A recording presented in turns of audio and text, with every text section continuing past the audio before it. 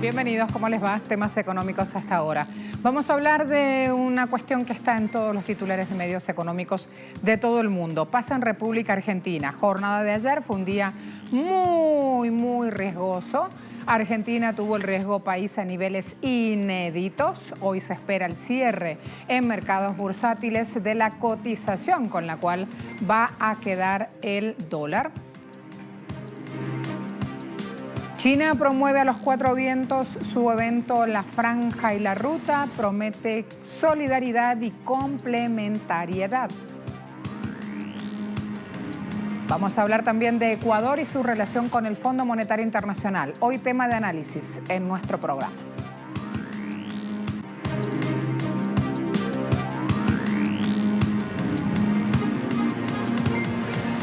Miles de personas salieron a las calles de Colombia para manifestar su descontento hacia las políticas económicas y sociales que tomó el presidente Iván Duque. Principal motivo de esta protesta fue el Plan Nacional de Desarrollo, el cual establece metas económicas y sociales para los próximos 4 años. ¿Cómo lo hace? Reduciendo empleo, atentando contra el salario mínimo, contra la seguridad social de los trabajadores y acabando con las pensiones. Por esto, empleados, sindicalistas, estudiantes, profesores, indígenas, caficultores marcharon rechazando los asesinatos y las amenazas frecuentes que se cometen contra líderes sociales en el país. En Bogotá se dio el mayor punto de concentración, allí mismo cerca de la sede del gobierno, donde encapuchados se enfrentaron con la policía que no tardó en emplear gases lacrimógenos. Tenemos que decir entonces, allí hay 35 detenidos. Seguimos de cerca los hechos económicos anunciados en este país. Hoy hay un paro cívico nacional porque todos los gremios nos hemos unido a protestar en contra del actual Plan Nacional de Desarrollo. Porque la minga camina la palabra. Hoy le estamos pidiendo al gobierno que nos escuche, que no intente privatizar ni la educación, ni la salud, ni la pensión, sino que se preocupe por el desarrollo de la sociedad. Haciéndole un llamado al gobierno nacional, a la clase dirigente de este país, al Congreso de la República, para que se adopten medidas para ver cómo se protege el empleo. El ministro de Exteriores cubano Bruno Rodríguez dijo que las nuevas medidas que aplica Estados Unidos contra su país dañarán a las compañías cubanas y pide a la comunidad internacional que lo detenga antes que sea demasiado tarde, luego que Estados Unidos anunciara una serie de medidas que obstaculizan aún más la inversión en Cuba. ¿Con qué objetivo lo hace Estados Unidos? Bueno, aumenta la presión, aumenta el cerco sobre el gobierno del país. Esta ley, junto con las acciones específicas que ahora se anuncian, crearán necesariamente efectos financieros, dañarán a las entidades cubanas, pero a pesar del indudable impacto económico que el comportamiento del gobierno de los Estados Unidos y estas medidas tendrán, no podrán mover un ápice la firme determinación de resistencia de las cubanas y cubanos.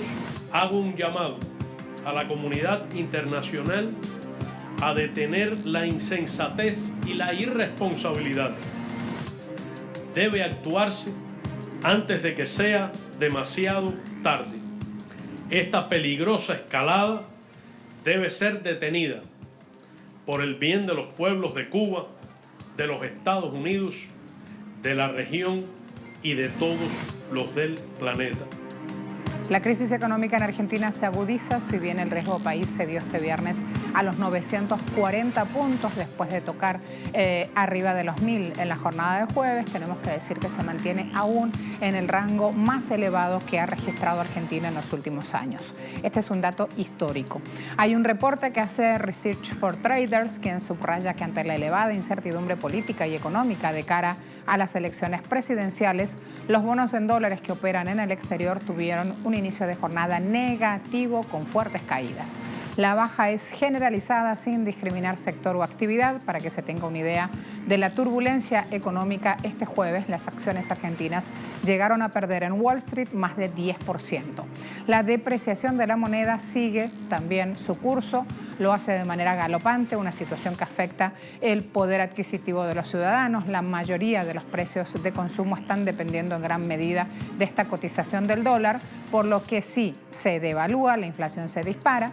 El país no cuenta con un gobierno que garantice una política de blindaje para el salario de la clase obrera. Allí está el punto grave en toda esta cuestión. Y lo peor es que la situación no va a mejorar si sigue creciendo ese riesgo país. Este tipo de calificaciones exponen la confianza de los mercados para que Argentina afronte el pago de sus deudas u otras operaciones. Una calificación que pone aún más en duda la promesa de Macri de que el país o de que Argentina llegue finalmente una lluvia de inversiones.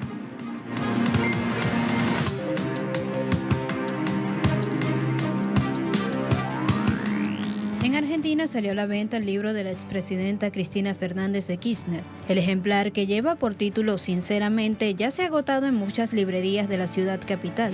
Si bien su salida al público estaba pautada para este viernes, el libro apareció en las estanterías de diversas librerías en Buenos Aires, pero así como apareció, desapareció.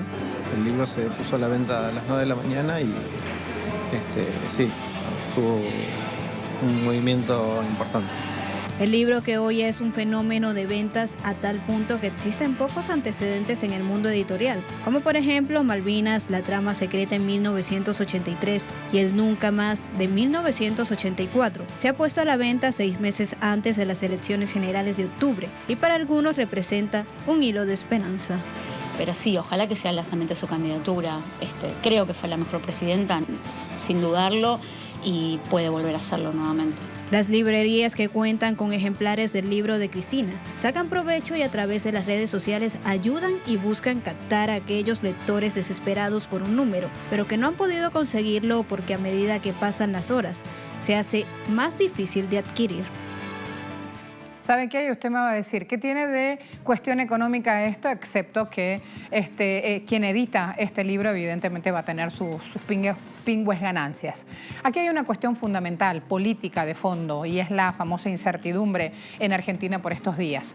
El presidente de la Nación, Mauricio Macri, en vez de reconocer que hay grandes agujeros en su modelo económico implementado en el país, lo que dice es que los inversores ahora están viendo incertidumbre política porque Cristina Fernández se va a presentar en elecciones, con lo cual tampoco allí hay componente económico justamente, asidero, dato, número o algo que explique esto que está pasando. Ayer el New York Times le dedicó una portada y un artículo terrible contra el gobierno de Macri, y esto habla justamente de la ineficiencia, de la falta de resultados de su modelo económico en el país. A la vuelta de la pausa le voy a contar qué está pasando con la Franja y la Ruta. Está haciendo un súper evento anual, Xi Jinping está al frente de este evento, asisten centenares de países e invitados especiales. Ya se lo muestro.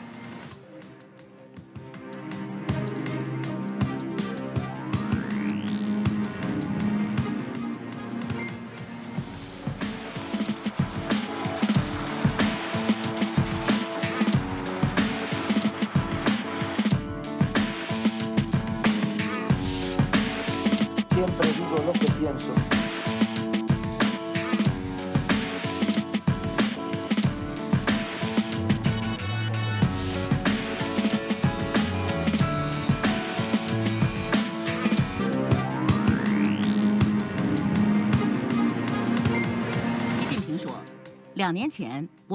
Unamos nuestras manos para sembrar conjuntamente semillas de cooperación y cosechar frutos de cooperación.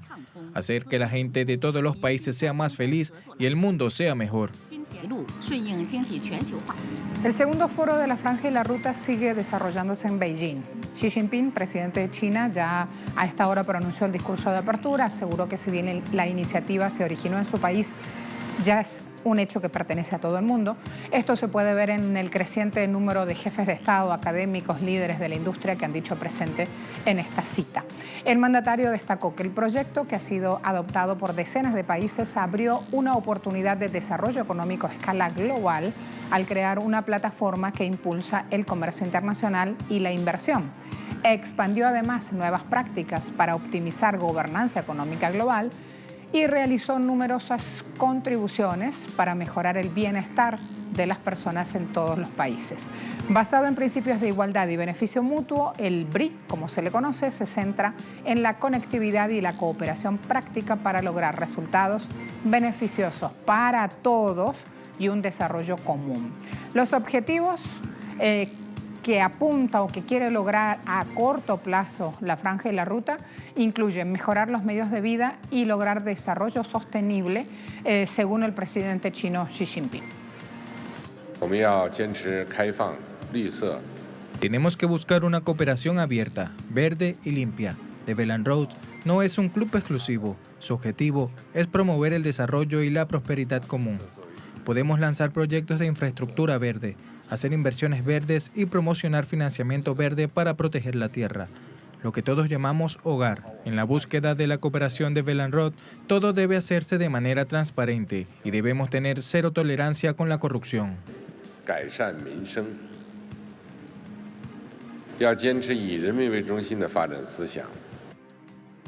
Necesitamos adoptar un enfoque centrado en personas, dar prioridad a la reducción de la pobreza y la creación de empleos y el mejoramiento de los medios de vida. Necesitamos que la cooperación entre el cinturón y la carretera beneficie mejor a la población en general y hacer contribuciones concretas al desarrollo social y económico local. También debemos garantizar la sostenibilidad comercial y fiscal de los proyectos para que alcancen los objetivos previstos según lo previsto. Vladimir Putin dijo el viernes que esta iniciativa concuerda perfectamente con los objetivos de la Unión Económica Euroasiática, que lidera justamente Rusia. Los comentarios de Putin a un foro en Beijing pueden ayudar a aliviar preocupaciones sobre posibles tensiones a medida que se expande la huella económica de China, particularmente en Asia Central, la esfera de influencia tradicional de Rusia. Es obvio que la implementación del proyecto a gran escala One Belt and Road, promovido por nuestros socios chinos, apunta a fortalecer la cooperación constructiva entre los países euroasiáticos. El objetivo, lo que realmente nos une, proporcionará un enfoque armonioso y desarrollo económico sostenible, crecimiento económico en todo el espacio euroasiático. La parte rusa ha enfatizado repetidamente que la iniciativa One Belt and Road del presidente chino resuena con la idea rusa de crear una mayor asociación euroasiática que implique llamada la integración de integración, que es la alineación más estrecha de varios procesos de integración bilateral y multilateral en Eurasia. Rusia está dispuesta a realizar esfuerzos para crear unas condiciones transparentes y de confort que contribuyan al desarrollo de la cooperación y la colaboración en todo el continente euroasiático. Es importante encontrar una respuesta eficaz a los riesgos de la fragmentación de la política mundial, política y económica, espacio cal para elevarse en el proteccionismo. En Francia sigue el descontento social, pese a los anuncios que hizo Emmanuel Macron, presidente del país, anuncios que quería calmar ánimos. Finalmente no ocurrió esto. ¿Qué dijo Macron? El presidente francés dijo que si bien estaba comprometido con bajar los impuestos, los franceses tenían que trabajar más tiempo porque el país ha estado sumergido en importantes protestas desde noviembre del año pasado. También Macron prometió a las empresas bajar impuestos sobre la renta, habló de un impulso para descentralizar el gobierno, rompiendo con la política del pasado centrada en París. Sus palabras dejaron un trago amargo en los diversos sectores que tuvieron que esperar más de 3 meses para esto. Sus anuncios y promesas no fueron convincentes, por eso en Información Gráfica decimos promesas de Macron con sabor amargo. Hay opiniones contradictorias aún entre la población sobre este discurso. De igual forma se conoció que las protestas de los llamados chalecos amarillos seguirán este fin de semana. A la vuelta de la pausa vamos a hablar de las líneas del Fondo Monetario Internacional para Ecuador. Ya le prometo.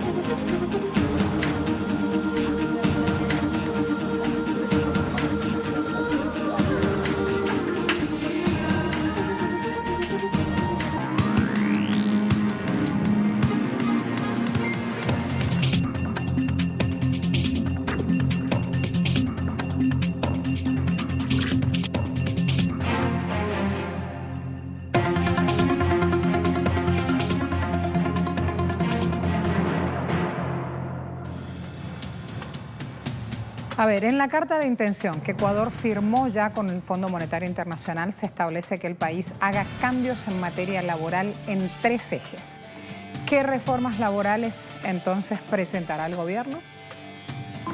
La primera es generar nuevos tipos de contratos que permitan ampliar la participación de mujeres y jóvenes en el mercado laboral. La segunda es el incremento del periodo de prueba, que actualmente es de 3 meses. La tercera tiene que ver con la reducción de los costos de contratación y despido, lo que implicaría eliminar las indemnizaciones cuando los trabajadores renuncian voluntariamente. El 24 de abril pasado, autoridades del Frente Económico se reunieron en el Ministerio de Finanzas para analizar estos cambios e indicaron que preocupan los subempleados, que no tienen seguro social. Les preocupa supuestamente que el sector productivo no tenga las herramientas laborales para contratar más empleados en ciertas épocas. Por ejemplo, en el sector florícola, el Día de la Madre, y que puedan desvincularlos sin generar pasivos laborales. Otro tema por ajustar son las desvinculaciones en emprendimientos o empresas pequeñas, también llamados trabajadores golondrinas. Ya hay todo un ruido instalado sobre el tema, ya hay todo un debate incluso en medios de comunicación. Allí, el presidente del Comité Empresarial Ecuatoriano, Patricio Alarcón se llama él, planteó alternativas. También, como 3 líneas son las que propone el Fondo Monetario Internacional, este Comité Empresarial hizo sus propias 3 líneas. La cuestión es que aquí también todas apuntan a precarizar la fuente laboral.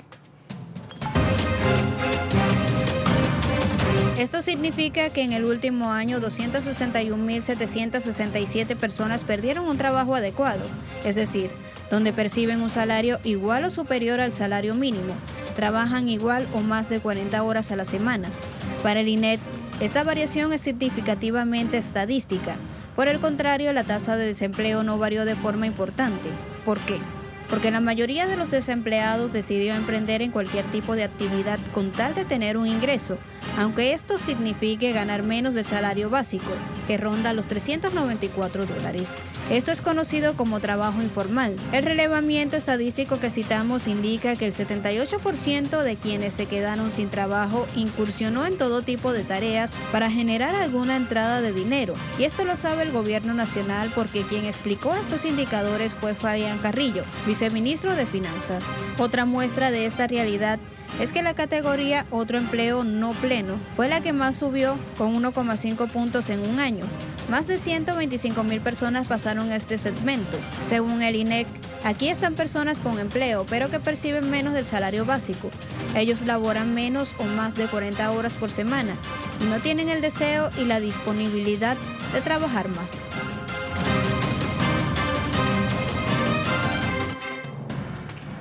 Vamos a ver entonces qué dicen ahora aquellos representantes de los trabajadores. Y aquí voy a ver a un vocero de la Confederación Ecuatoriana de Organizaciones Clasistas Unitarias, quien lamentó que el gobierno esté a las puertas de presentar estos cambios laborales sin haber llegado a un consenso con los gremios y sindicatos de trabajadores. Por esto, quienes los representan, los sindicalistas, insisten con una única postura. No se pueden presentar leyes sin previamente haber entablado un diálogo tripartito entre gobierno, empleadores y empleados. Eso no se ha dado. Lo único que conocemos de la intención de la reforma laboral es que se quiere ir a una flexibilización, dijo el dirigente. Los cambios que se necesitan para que las cifras de empleo mejoren tienen que enfocarse en repatriación de capitales y en mejores condiciones de financiamiento para el sector productivo. En otra voz, José Villavicencio está agregando, el presidente del Frente Unitario de Trabajadores, también citamos esta voz, que es necesario que se reforme el Código de Trabajo, pero rechaza que el gobierno busque la flexibilización. Esa es la mala palabra cuando se habla justamente de condiciones laborales. Este gremio está listando una propuesta que se presentará en mayo, en la que se va a plantear libertad sindical, contratación colectiva, salarios justos, entre otros. Avanzo ahora con un informe que presenta INEC, Instituto Nacional de Estadística y Censos. Esto significa que en el último año 261.767 personas perdieron un trabajo adecuado, es decir, donde perciben un salario igual o superior al salario mínimo, trabajan igual o más de 40 horas a la semana. Para el INEC, esta variación es significativamente estadística. Por el contrario, la tasa de desempleo no varió de forma importante. ¿Por qué? Porque la mayoría de los desempleados decidió emprender en cualquier tipo de actividad con tal de tener un ingreso, aunque esto signifique ganar menos del salario básico, que ronda los $394. Esto es conocido como trabajo informal. El relevamiento estadístico que citamos indica que el 78% de quienes se quedaron sin trabajo incursionó en todo tipo de tareas para generar alguna entrada de dinero. Y esto lo sabe el gobierno nacional porque quien explicó estos indicadores fue Fabián Carrillo, viceministro de Finanzas. Otra muestra de esta realidad es que la categoría Otro empleo no pleno fue la que más subió, con 1,5 puntos en un año. Más de 125,000 personas pasaron a este segmento. Según el INEC, aquí están personas con empleo, pero que perciben menos del salario básico. Ellos laboran menos o más de 40 horas por semana y no tienen el deseo y la disponibilidad de trabajar más.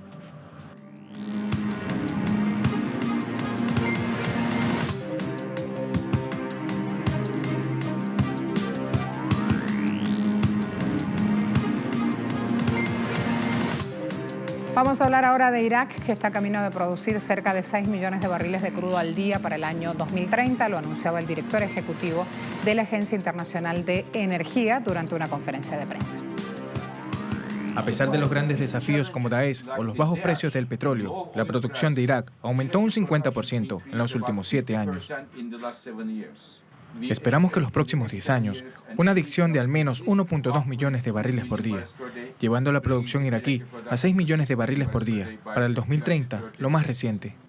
Tenemos una gran capacidad para aumentar, pero sabiendo eso, es importante mantener el mercado estable y eliminar el excedente de petróleo en el mercado. Y a esta hora, indicadores petroleros. Me voy al Brent operando a 73,51 en dólares el barril, WTI 64,71 dólares el barril y el OPEP está parado en 73,43 dólares el barril. A todos muchas gracias, los veo la próxima semana.